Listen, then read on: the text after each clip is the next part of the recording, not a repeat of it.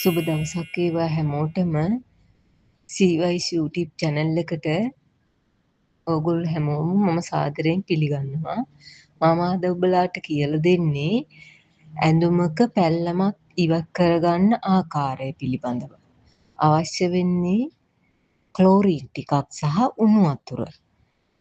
මුලින්ම ඇඳුමේ පැල්ලම තියෙන දැන් දෙපැත්තක ඇඳුමක් නම් ඒක තනි පැත්තක හරවලා ඒ ක්ලෝරින් ස්වල්පයක් අරගෙන බ්‍රෂ් එකකින් ටිකක් අතුල්ලන්න. බ්‍රෂ් එකකින් අතුල්ලලා විනාඩි 5ක් විතර එහෙම්මම තියෙන්න අරින්න. ඊට පසුව භාජනයක් යටින් තියලා ඒ භාජනයේට ඒ රෙද්ද එලන්න. ඒ පැල්ලමේ අපි ක්ලෝරින් තවර ගත්තේ. ඒක එහෙම තියලා ඊට පස්සේ උතුරන උණු වතුර තියෙනවනේ. උතුරපු උණු වතුර ඒ ඇඳුමේ අපි දැන් ක්ලෝරින් තවර ගත්ත එතෙන්ට වයිට් කරන්න. ඊට පස්සේ වයිට් කළා පොඩ්ඩක් නිමුණාට පස්සේ හොඳින්ම අතුල්ලන්න.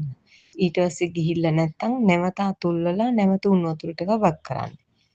ඔයාලා බලාගෙන ඉද්දි මේ පැල්ලම එතනින් ඉවත් වෙනවා. අත්හදා බලන්න.